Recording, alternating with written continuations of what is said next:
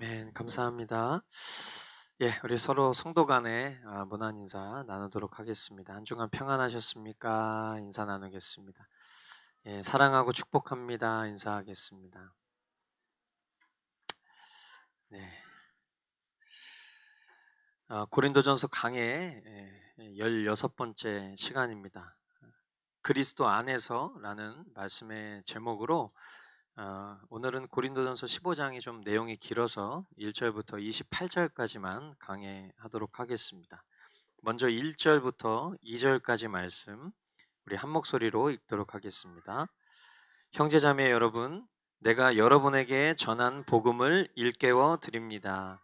여러분은 그 복음을 전해 받았으며 또한 그 안에 서 있습니다. 내가 여러분에게 복음으로 전해드린 말씀을 헛되이 믿지 않고 그것을 굳게 잡고 있으면 그 복음을 통하여 여러분도 구원을 얻을 것입니다. 아멘. 사도 바울은 이 고린도 교회에 복음을 전했습니다. 그리고 그 복음을 들은 그들이 복음을 만났고 또 지금 그 복음 위에 서 있다라고 표현하고 있습니다. 복음은 시대가 변하고 또 세월이 흐른다고 해서 변하는 복음이 아닙니다. 그래서 복음을 받은 사람들은 그 복음 위에 온전히 서 있기만 한다면 모든 성도는 구원을 얻게 될 것입니다. 고린도 교회에게 전달되었던 그 복음이 오늘 2020년을 살아가고 있는 저와 여러분들이 듣고 있는 복음과 같은 복음입니다. 그렇다면 우리를 구원하는 이 불변하는 복음의 내용이 무엇인가? 3절로 4절에 보면 나도 전해받은 중요한 것을 여러분에게 전해드렸습니다. 그것은 곧 그리스도께서 성경대로 우리 죄를 위하여 죽으셨다는 것과 무덤에 묻히셨다는 것과 성경대로 사흘날에 살아나셨다는 것과 아멘. 우리를 구원하는 복음의 핵심에 대해서 사도 바울이 이렇게 이야기를 합니다. 예수 그리스도께서 나를 위해 죽으셨다는 것 그리고 다시 살아나셨다는 것을 말하고 있어요. 죽음과 부활이 있습니다. 죽음은 우리 한 사람 한 사람, 즉 하나님께서 택하신 이들의 죄에 대한 죽음입니다. 이것을 우리는 대속이 뭐예요? 대신 갚아준다라는 것이죠. 우리가 갚아야 할 죄값이에요. 우리가 치러야 될 죄값이지만 우리는 우리 자신의 죄값을 치를 능력이 없습니다. 죄인이 자신의 죄를 대신 치를 수 있는 능력이 없는 거예요. 그러나 죄가 없으신 그리스도께서 우리가 짊어져야 할, 우리가 갚아야 할 그 죄를 대신 갚아주셨다. 이것이 바로 그리스도의 대속 사역입니다. 기독교의 복음이라는 것은 대속의 복음이에요. 내 힘과 능력으로 할 수 있는 일들이 아니라 그 일을 하실 수 있는 유일한 하나님의 아들 예수 그리스도께서 우리의 죄를 대신 갚아 주셨다. 인간에게 가장 필요한 좋은 소식은 바로 이 죄 문제의 해결, 즉 죄로부터의 구원입니다. 뿐만 아니라 그리스도께서는 성경대로 사흘 만에 다시 살아나셨습니다. 무덤에 묻혔다가 다시 살아나셨다라는 것은 즉 죽음을 이기셨다는 것입니다. 우리가 잘 아는 것처럼 죄의 삭은 사망이에요. 인간은 누구나 죽습니다. 모든 존재는 죽어요. 그러나 그 죽음을 이기셨다. 그리스도께서 부활하신 것은 말씀 그 자체이신 예수님이 친히 자신에 대해 증거하신 대로 그가 하나님의 아들이심을 확증하고 또한 그 죽음, 그 사망 권세를 이기셔서 생명을 주관하시는 분이라는 것을 확증한 사건이죠. 그렇기에 그 죽음을 이기신 분을 믿는 자, 그분과 함께 생명의 부활에 동참하게 될 것을 예표하시는 사건인 것입니다. 지금 바울은 이 죽음과 부활에 대한 개념을 설명하면서 이것이 우리를 구원하는 복음의 가장 중요한 키포인트라는 것을 이야기하고 있어요. 5절로 8절에 보면 게바에게 나타나시고 다음에 12제자에게 나타나셨다고 하는 것입니다. 그 후에 그리스도께서는 한 번에 500명이 넘는 형제 자매들에게 나타나셨는데 그 가운데 덜어는 세상을 떠났지만 대다수는 지금도 살아 있습니다. 다음에 야고보에게 나타나시고 그 다음에 모든 사도들에게 나타나셨습니다. 그런데 맨 나중에 다리 차지 못하여 난 자와 같은 나에게도 나타나셨습니다. 예수님께서 부활하셨다라는 이 부활을 많은 사람들이 부정하려고 합니다. 예수님이 죄인들을 위해 십자가에서 죽으셨다라는 것을 사람들은 휴머니즘적인 관점으로 그냥 좋은 사람이었다,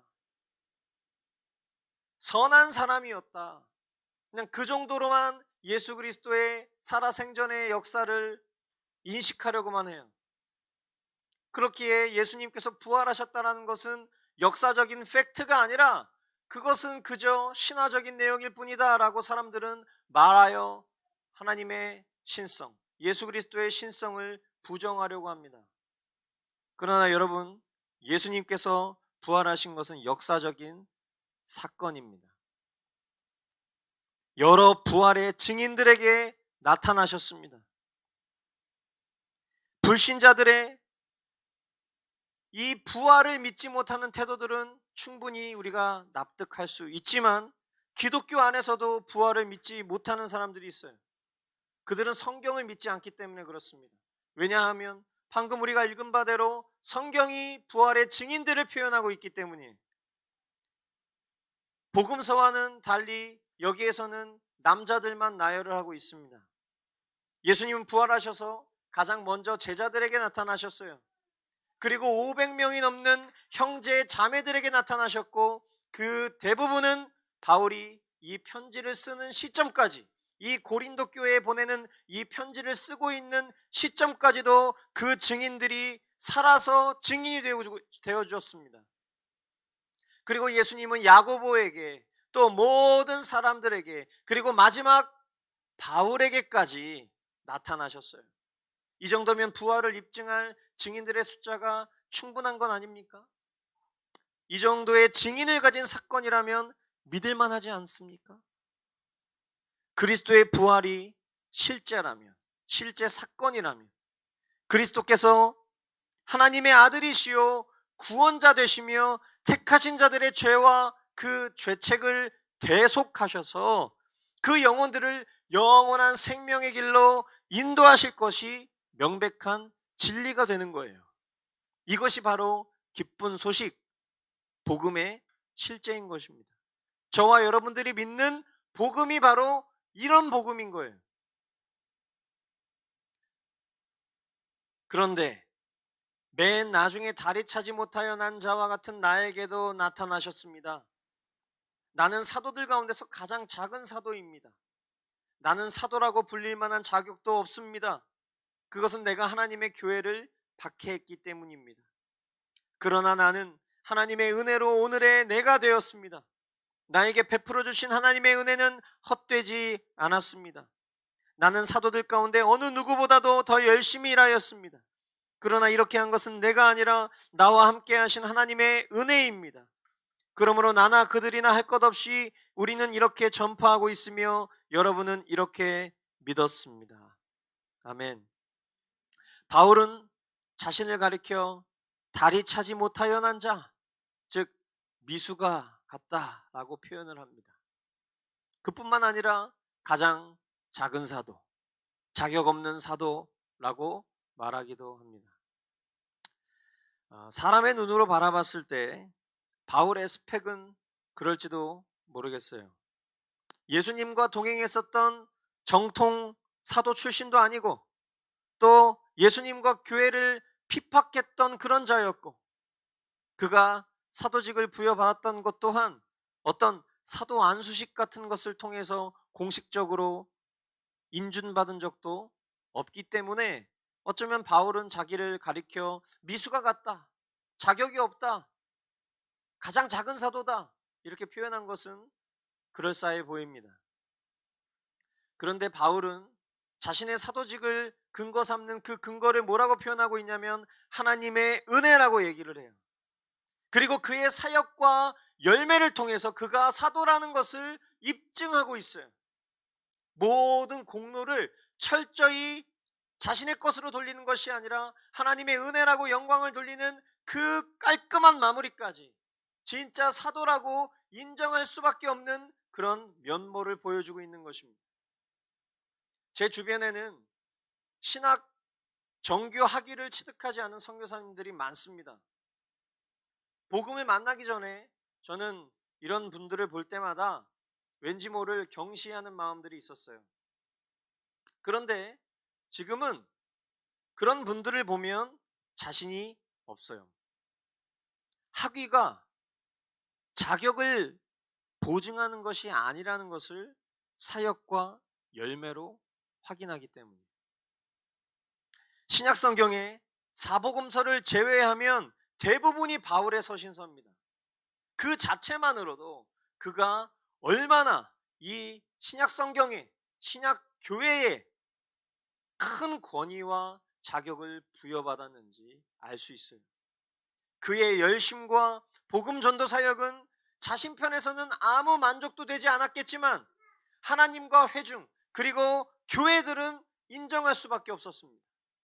그의 약함을 통해서 주님의 강함이 드러나기 너무도 좋은 자격을 갖추고 있기 때문이에요. 만약에 박사학위를 막 3-4개씩 받고 세상에서 인정받는 스펙을 가지고 있는 목사님이 앞에서 설교를 했을 때 성도들은 굉장히 큰 기대를 할 수밖에 없을 거예요. 그런데 국민학교밖에 나오지 않은, 초등학교 시절도 아닌 국민학교 시절 얘기, 국민학교밖에 나오지 않은 노년의 할아버지가 앞에 나와서 아무런 신학적 교육을 받지도 못했는데 복음을 담대하게 전한다면 그 임팩트를 비교할 수 있을까? 마치 사도 바울이 이 당대 가운데 어떻게 보면 하나님의 나라 반대편에서 하나님의 나라를 쳐부수는 그런 아주 사탄의 앞잡이 노릇을 했던 그런 존재가 아무런 사도적 자격을 갖고 있지 않아 보이는 그가 모든 것이 하나님의 은혜다라면서 설파하는 그 복음의 메시지가 얼마나 강력했을지 우리는 좀처럼 상상이 되지 않을 것입니다. 그러나 우리가 성경을 통해서 확인한 바대로 이 사도 바울의 사역의 열매와 그가 수많은 교회들에게 보냈던 편지를 통해서 하나님께서 그를 사도로 인정하셨다라는 것을 우리는 그렇게 입증할 수 있다라는 거예요. 우리 가운데 우리 자신을 바라봤을 때 참 우리가 참 연약하구나, 우리가 참 부족하구나 라는 것들을 느낀다면 그것은 참 은혜예요. 내가 복음 좀 안다고, 내가 신학적인 지식을 조금 안다고 아무리 설쳐봤자 이 세상에는 나 자신보다 복음을 더 잘 알고 신학적인 지식이 많은 사람들은 차고 넘쳐 있습니다. 그러나 그런 것으로 우리가 하나님의 일꾼된 증거를 하는 것이 아니라 오히려 우리의 약함을 더 자랑하며 겸손한 자로 하나님의 은혜를 누리는 그런 우리 모두가 되기를 원해요. 그렇기 때문에 우리가 주님 앞에서 주님, 저는 할 수 없습니다, 주님, 저는 무능합니다 라는 고백을 주님이 얼마나 기뻐하실지 상상해 보세요. 나의 성실을 주님이 얼마나 기뻐하실지 생각해 보세요. 주님의 자리를 비워두는 것, 그 자리에 주님이 주인 되시기를 갈망하는 것을 주님이 얼마나 기뻐하실지 상상해 보십시오. 더욱 주님이 하시며 또 연약한 저와 우리를 통해 주님의 능력이 선전될 수 있기를 주님의 이름으로 축원드립니다. 12절로 15절, 그리스도께서 죽은 사람 가운데서 살아나셨다고 우리가 전파하는데 어찌하여 여러분 가운데 더러는 죽은 사람의 부활이 없다고 말합니까? 죽은 사람의 부활이 없다면 그리스도께서도 살아나지 못하셨을 것입니다. 그리스도께서 살아나지 않으셨다면 우리의 선포도 헛되고 여러분의 믿음도 헛될 것입니다. 우리는 또한 하나님을 거짓되이 증언하는 자로 판명될 것입니다.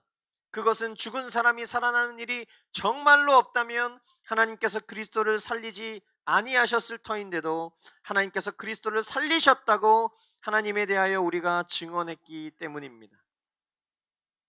고린도 교회에는 죽은 사람의 부활을 믿지 않는 이들이 있었습니다. 생각해 보세요. 우리의 보편적인 상식이나 이성으로 죽은 사람이 부활한다는 것을 믿는 것이 쉽습니까? 어려워요. 여러분, 죽은 사람이 살아난 걸 보신 적 있어요? 여러분이 살아생전에 죽었던 사람이 부활한 걸 보신 적이 있습니까? 보편적인 상식과 이성으로는 믿을 수 없는 것이 사실이에요. 그러나 주님의 몸된 교회는 부활의 증인들의 모임이에요.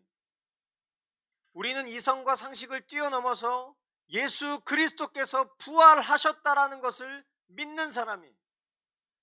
내가 살아생전에 죽었던 사람이 살아나는 것을 본 적이 없다 하더라도 우리의 믿음의 근거인 성경이 예수 그리스도께서 죽은 지 사흘 만에 십자가에서 부활하셨다는 것을 증거하고 있다면 참된 성도는 이 부활을 믿는 사람들입니다.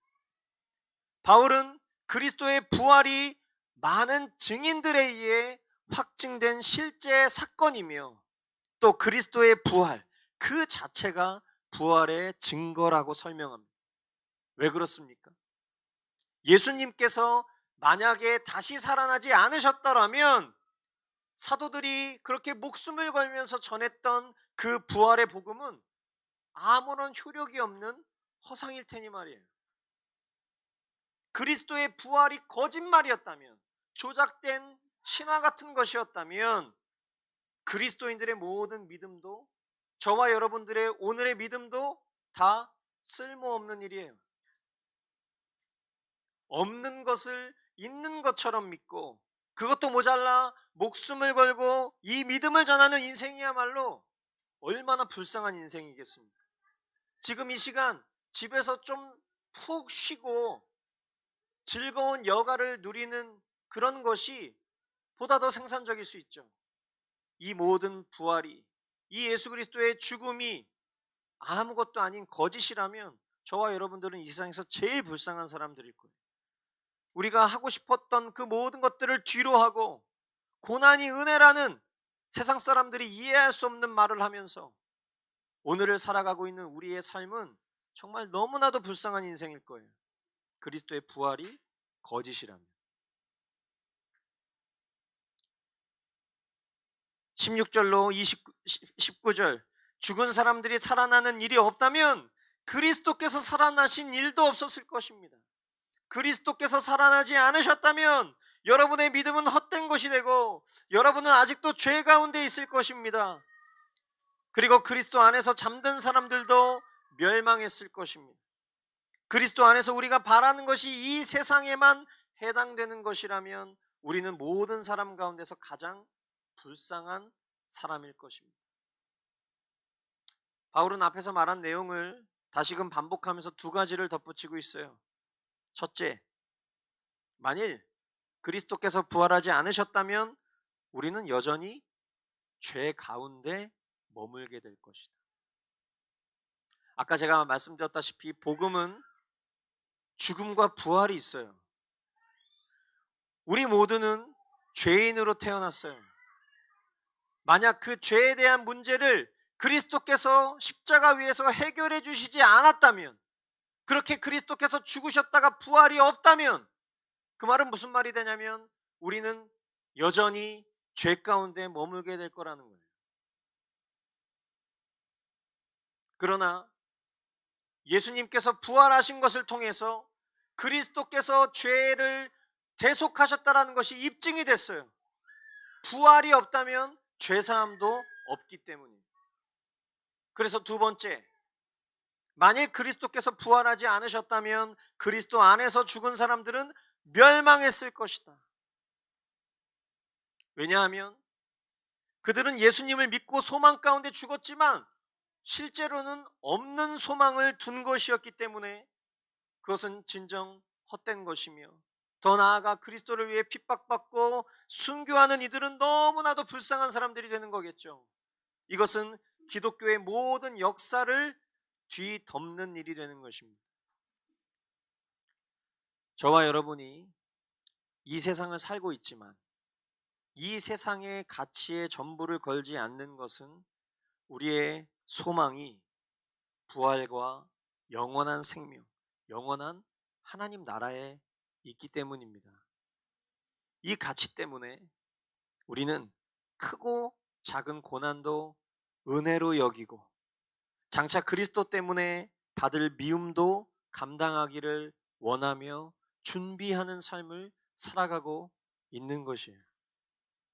그러나 만일 소망이 이 땅에서가 전부라면 우리는 이 세상에서 가장 불쌍한 사람들일 것이라고 성경이 말씀하고 있는 거예요.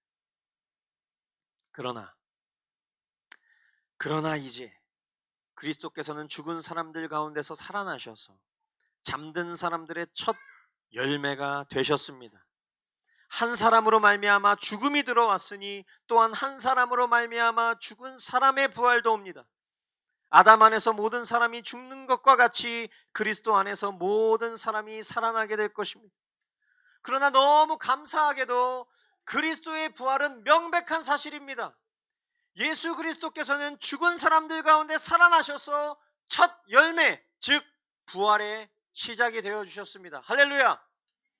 한 사람의 이 아담의 범죄 때문에 사망이 이 세상에 들어왔지만, 그래서 그 사망의 굴레를 인간 스스로 벗어던질 능력이 없어서 죽을 수밖에 없는 죄인이었지만, 그리스도 안에서, 따라해 보겠습니다. 그리스도 안에서, 즉 예수 그리스도를 구원의 주님으로 믿는 그리스도 안에서 하나님의 택하신 자녀들은 부활하여 영생을 얻게 될 것입니다. 그리스도의 대속 때문에, 그리스도의 부활 때문에. 요한복음 6장 39절은 이렇게 증언해요. 나를 보내신 분의 뜻은, 예수님은 나를 보내신 분의 뜻을 이야기합니다. 성부 하나님께서 갖고 계신 그 원대한 목적을 이야기해요. 뭐라고 말씀합니까? 내게 주신 사람을 내가 한 사람도 잃어버리지 않고 마지막 날에 모두 어떻게 하는 일이다? 살리는 일이다. 할렐루야. 예수님이 이 땅에 오신 목적을 이야기하는데, 그것은 한 사람도 잃어버리지 않고, 하나님이 그리스도 안에서 택하신 그 한 사람도 잃어버리지 않고 마지막 날에 모두 부활시키는 일이다. 살리는 일이라고 말씀하고 있어요. 하나님의 예정의 성취의 클라이막스가 바로 십자가에서 부활까지인 것입니다. 아멘. 저와 여러분들이 이 하나님의 계획을 모르지 않습니다. 우리는 이 복음을 알고 있어요. 그리고 예수 그리스도께서 말씀하신 바대로 오늘 지금 이 말씀을 생명으로 받는 이들은 우리의 어떠함과 상관없이 하나님께서 우리의 작은 의지까지도 사용하셔서 합력하여 선을 이루게 하셔서 끝끝내 저와 여러분들이 죽더라도 그리스도께서 다시 오시는 그 재림의 날, 저와 여러분들은 예수님이 부활하신 것처럼 다시 살아나게 될 것입니다. 더 이상 슬픔과 고통과 죽음이 없는 영원한 생명을 누리는 그 영광스러운 몸으로 다시 부활하게 될 거라는 거예요. 아멘. 이것이 저와 여러분들이 가장 기뻐해야 할 복음의 기쁜 소식인 것입니다. 성경은 부활의 순서에 대해서 이야기합니다. 23절로 26절. 그러나 각각 제 차례대로 그렇게 될 것입니다. 첫째는 첫 열매이신 그리스도요, 그 다음은 그리스도께서 재림하실 때에 그리스도께 속한 사람들입니다. 그때가 마지막입니다.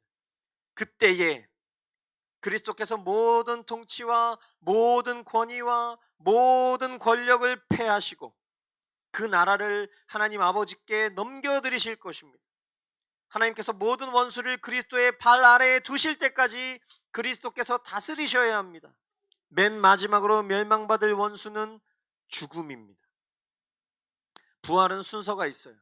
처음에 부활의 첫 열매이신 그리스도의 부활. 이것은 역사적으로 이미 이루어졌죠. 그 다음은 예수님께서 다시 오실 때에 그리스도를 믿는, 우리의 인간의 시간 속에서 예수님이 생명의 주관자이시라는 것을 믿었던 사람, 우리 인간의 역사의 시간 속에서 그렇게 예수 믿고 죽었던 사람, 혹 그 당대의 예수를 믿고 그리스도의 재림을 맞이하며 살아있는 성도들, 그들이 부활하게 되는 거예요. 그리스도의 재림과 성도들의 부활은 이 세상을 향한 하나님의 심판의 시작이 됩니다.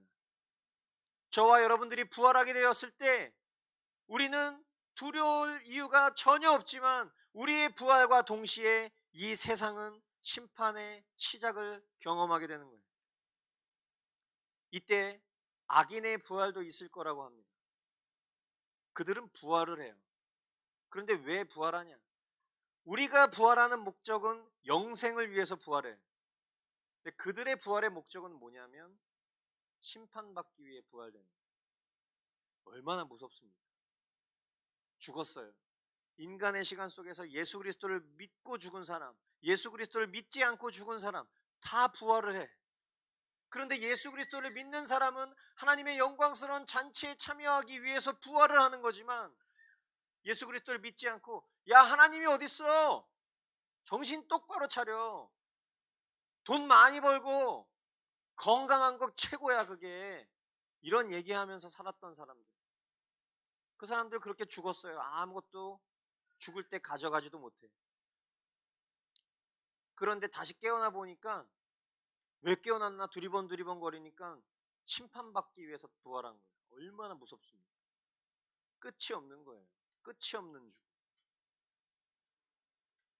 다니엘서는 이들의 부활을 뭐라고 표현하냐면 수치와 영원한 부끄러움을 입을 부활이라고 묘사를 하고 있어요. 여러분, 저와 여러분들이 살면서 죄를 지어요. 아무도 모르는 죄, 하나님만, 나만 알고 있는 죄, 사람들에게 발각되지 않기 위해서 노력하잖아요. 근데 어느 날 내가 하나님과 나만 알고 있는 그 은밀한 죄악이 내가 사랑하는 사람들 앞에 벌거벗겨졌을 때 그때 기분이 어떨까요? 죽고 싶을 만큼 창피하겠죠. 하나님께서 인류에게 예수 그리스도 십자가를 믿을 수 있는 은혜를 주셨습니다. 그러나 누구는 그것을 믿음으로 받아들이는데, 누구는 세상 낙을 위해서 자신을 숭배하는 우상 숭배 때문에 그 복음을 받아들이지 않아요. 남들이 아는, 나만 아는 수많은 범죄를 저지르고 살아가다가 죽습니다. 때로는 그가 행한 업적 때문에 사람들은 그를 위인이라 부르기도 하고, 이 세상의 발전을 위해서 도모한 사람이라고 그들을 위한 책을 만들어 주기도 하죠. 어떤 사람들은 무덤을 근사하게 만들어 주기도 해요. 그리고 사람들이 그 무덤에 찾아가서 참배하기도 합니다. 그런데 세상 끝날이 되면, 그리스도께서 다시 오시면 그들은 부활해요. 근데 그때 뭐가 드러납니까? 그가 얼마나 존경받을 수 없는 죄인이었는지, 그가 얼마나 극악무도한 죄인이었는지, 그가 하나님을 거역하고 얼마나 자신을 사랑하며 이 세상을 사랑하며 수치스러운 죄를 범했던 사람인지가 그때 다 드러난다는 거예요. 그렇게 그 자신도 영원한 생명이라는 결과를 부정할 수 없을 만큼 마땅히 죽을 죄인이라고 인정할 수밖에 없는 심판이 시작되는 거예요. 언제? 예수님이 다시 오실 때, 저와 여러분들이 부활의 몸을 입을 그때의 말이죠.